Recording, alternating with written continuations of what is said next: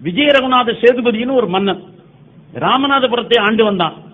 அவனுக்கு 2 பொண்ணு, ராஜலட்சுமி நாச்சியார்னு ஒத்தி, சிவகாமி நாச்சியார்னு ஒத்தி.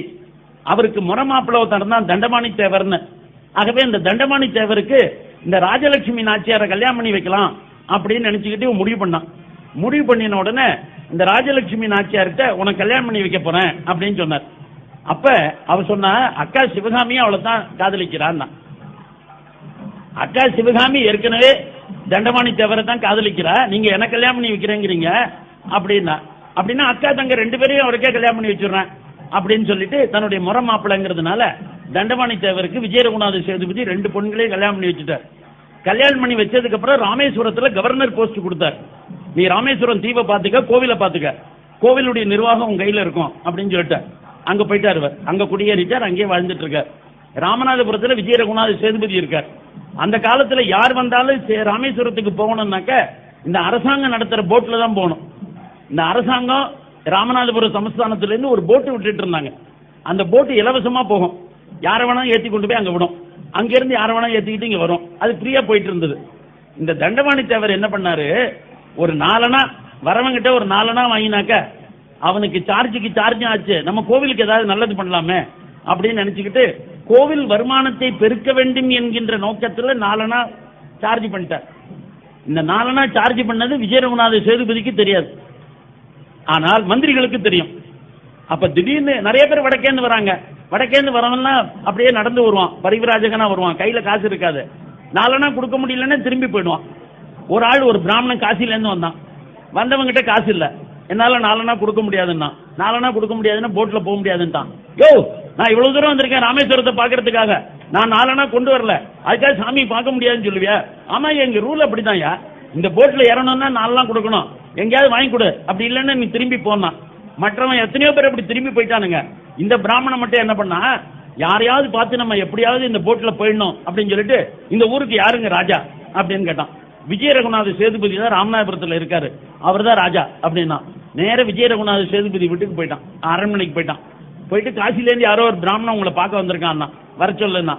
காசி பிராமணன் அந்த விஜய ரகுநாத சேதுபதி முன்னாடி, ஐயா என்கிட்ட 4 அணா இல்ல, எப்படியாவது என்ன கொஞ்சம் போட்ல இலவசமா அழைச்சிட்டு போய் இந்த ராமேஸ்வரத்தை காட்டி அதுக்கப்புறம் தரிசனம் பண்ணிட்டு என்ன கொஞ்சம் இந்த பக்கம் கொண்டு விட்டுணும், அதுக்கு என்கிட்ட சார்ஜ் கிடையாது, பைசா இல்ல கொடுக்கணும். விஜய ரகுநாத சேதுபதி இப்படி பார்த்தார். என்ன சொல்றாரு இவரு, ராமேஸ்வரம் தீவிற்கு பயணம் செய்வதற்கு 4 அணா கட்டணம் வசூலிக்கிறார்களா?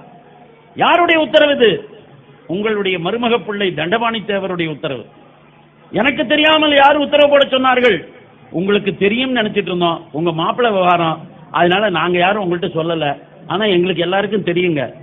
என்ன சொன்னாய்? உங்களுக்கு எல்லாம் தெரியும், ஆனா நீங்க எங்களிடத்துல சொல்லவில்லையா? அப்படின்னா எனக்கு எவ்வளவு பெரிய ஆத்திரம் தெரியுமா வருகிறது. உடனே தண்டபாணி தேவரை கைது செய்து கொண்டு வா அப்படின்ட்டான். தண்டபாணி தேவரை சொந்த மாப்பிள்ளை 2 பொண்ணை கல்யாணம் பண்ணி கொடுத்திருக்கான் விஜய ரகுநாத சேதுபதி. பொம்பளை அவனை போய் கைது பண்ணிடுவான். ராமேஸ்வரத்துல போய் கைது பண்ணிட்டு வந்தாங்க. இந்த ராமேஸ்வரத்துல அப்பா சொல்லி கைது பண்ணப்பட்டார் அப்படின்னு தெரிஞ்ச உடனே ராஜலட்சுமி நாச்சியாரு, சிவகாமி நாச்சியாரு ஒரு முடிவுக்கு வந்துட்டாங்க, நம்ம புருஷன் உயிரோடு திரும்ப மாட்டான், நம்ம புருஷன் இனிமே உயிரோடு திரும்ப போறது இல்ல. அதனால இவங்க என்ன நினைச்சாங்க, எப்படி அங்க கேள்வி எல்லாம் கேட்பாங்க, இவர் பதில் சொல்லுவாரு, அப்புறம் தூக்கு தண்டனை போடுவாங்க. இந்த தூக்கு தண்டனை போடுற டயத்துக்கு இடையில ஒரு நட புருஷனை போய் பார்த்துக்கலாம் அப்படின்னு இவங்க இருந்துட்டாங்க. அவர் போனார். 4 அணா ராமேஸ்வரம் கோவிலுக்கு போகிறவர்களிடத்தில் நீ வசூலிக்கிறாமே உண்மையா? ஆம். ஓ, தேச துரோகம் செய்திருந்தால் உன்னை நாடு கடத்தி மன்னித்திருப்பேன், ஆனால் நீ செய்திருப்பது சிவத்ரோகம். சிவத்ரோகத்திற்கு என்ன தண்டனை தெரியுமா? சிரச்சேதம் மட்டும்தான் சிவத்ரோகத்திற்கு தண்டனை. ஆகவே இவனை இழுத்துக் கொண்டு போய் இவனுடைய கழுத்தை வெட்டுங்கள் தான். விஜய ரகுநாத சேதுபதி சொந்த மாப்பிளைய, எந்த விசாரணையும் வைக்கல, எந்த கேள்வியும் கேட்கல. சிவத்ரோகம் செய்தவனுடைய சிரச்சேதம், உடனடியாக அவன் தலையை வெட்டி எறியினா, தலையை வெட்டி எறியறதுக்கு போயிட்டாங்க. இதுல வேடிக்கை என்னன்னா, இதற்கிடையில சிவகாமி நாச்சியாரும் ராஜலட்சுமி நாச்சியாரும் தம் புருஷன் 2 நாள் கழிச்சு தான் சாவான்னு நினைச்சுக்கிட்டு அங்கிருந்து பல்லக்கில் புறப்பட்டாங்க. பல்லக்கில இருந்து புறப்பட்டு அவங்க வருகிற போது பாதி வழியில எந்த இடத்துல சிவகாமி நாச்சியார் வந்தாலோ அந்த இடத்துல இவனுக்கு செய்தி கிடைச்சது, உங்க கணவன் ஏற்கனவே கொலை செய்யப்பட்டு விட்டார்னு. அவ எந்த இடத்துல இந்த செய்தி கேட்டாலோ அந்த இடத்திலேயே தீக்குளிச்சு செத்து போயிட்டா. அதுதான் இன்னைக்கு அக்கா மடம்னு இருக்கு. அதுக்கப்புறம் தங்கச்சி ராஜலட்சுமி நாச்சியார் எந்த இடத்துல வந்தாலோ அந்த இடத்துல அவ புருஷன் செத்து போயிட்டாங்கிற விஷயம் அவளுக்கு தெரிஞ்சது. ஆகவே அவ அந்த இடத்துல தீக்குளிச்சு செத்து போயிட்டா. இன்னைக்கு நீங்க ராமேஸ்வரம் போனீங்கன்னா தங்கச்சி மடம் அப்படின்னு ஒரு ஸ்டேஷன் வரும். அந்த தங்கச்சி மடம்னா என்ன அர்த்தம், அக்கா மடம்னா என்ன அர்த்தம்னு புரிஞ்சுங்க. அக்கா தீக்குளிச்ச இடம் அக்கா மடம், தங்கச்சி தீக்குளிச்ச இடம் தங்கச்சி மடம். இந்த ரெண்டு பேரும் தீக்குளிக்குவது எதனால? புருஷன் செத்து போனதுனால. எப்பேற்பட்ட புருஷன்! 2 பெண்களை கல்யாணம் செய்து கொடுத்திருந்தாரு விஜய ரகுநாத சேதுபதி, அவருடைய ஒரே மாப்பிளை. அந்த மாப்பிளையை கொலை பண்ணதுனால என்ன ஆகும்? 2 பெண்கள் விதவையாவார்கள். தன்னுடைய 2 பெண்கள் விதவையாவதை பற்றி அவர் கவலைப்படவில்லை. சிவத்துரோகம் செய்தவனுக்கு சிரச்சேதம் தான் தண்டனை. அப்பேற்பட்ட மண் இது. இந்த மண்ணில் ஆளணும்னாக்க, இந்த மண்ணில் முதலமைச்சராக இருக்கணும்னாக்க அப்பேற்பட்ட சிவபக்தி கொண்டவன், அப்பேற்பட்ட சிவத்துரோகம் செய்யாதவன், அப்பேற்பட்ட உயர்ந்த நிலையில் இருக்கிற மனிதர்கள் மட்டும்தான் ஆட்சிக்கு வர வேண்டும். அப்படிப்பட்ட நிலையை உருவாக்குகிற போது மட்டும்தான் இது சிவனுக்குரிய மண், இது சைவத்திற்குரிய மண், இது நாயன்மார்கள் நடமாடிய மண்.